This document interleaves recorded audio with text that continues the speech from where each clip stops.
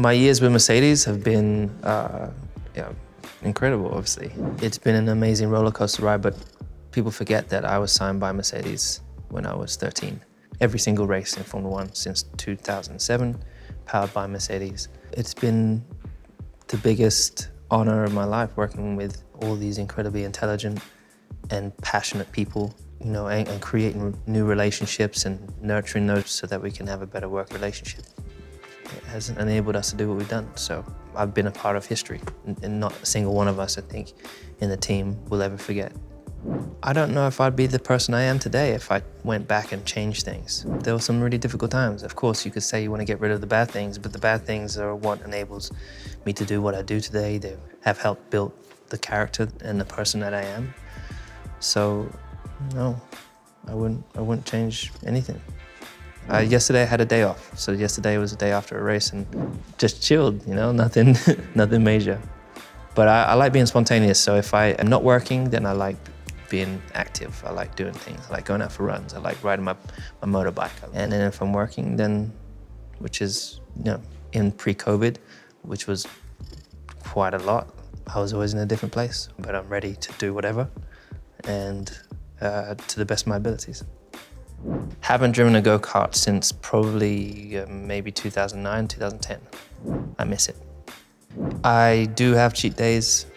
Not too often, but if I have a cheat day, I'll probably have, my cheat day would be pasta. Pasta and pizza in the same day, it's pretty cheating.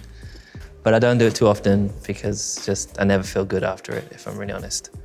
As I've got older, I've been more attuned to what my body likes and dislikes, and the effects could be on skin, could be in energy. And so every day I wake up, I just want to work towards feeling better and being better, and that's what I try to do. Dream job, if I wasn't racing, astronaut or fighter pilot. If I could, would be Ayrton. It's probably the only person I want to race with. Art and design technology, probably the ones that I enjoyed most. Definitely in the last couple of years, I definitely have done it once at least. And you just sneeze all over the microphone that's in front of you. But it's never been so deep that I've had to close my eyes whilst I'm driving, so it's never really been that bad. Stay true to yourself, believe in yourself, do not listen to the negativity, if there is any. Do not let anybody hold you back or anything stand in your way. There's this theory that or this mentality that we have to work 10 times harder than those that we're often competing against. But don't use that as a limiting factor. That's only going to make you stronger. Hence why I am where I am and how I have what I have. So hopefully you can use me as an example to show you that it is possible. The McLaren F1 1995 is my favorite. I would say my second favorite is a 1959 Ferrari California, and otherwise my Cobra. I have a 1967 Cobra. A lot of women doing amazing things out there that are knocking down barriers, and believe it or not, there are a lot of men on the side too. Like, you know, I think women should run the world personally. Dreaming big, I think there's no limit to how big you can dream, I think you've got to set the dream so big that it's almost impossible. But that means you can be chasing it forever, and I think that's not a bad thing, because it means you have something to chase for. If you set a dream that it's easy to get to, what are you going to do after that? So for me, I'm always like continuing to dream big. My advice for you to be to do the same, but most importantly, believe in yourself. And really, I would say listen to your family that are around you, and don't take no for an answer, and do not give up.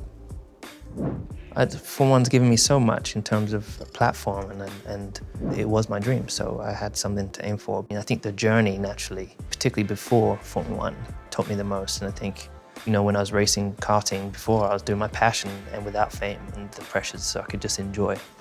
And finding the balance to be able to do that whilst you're in the limelight is not easy.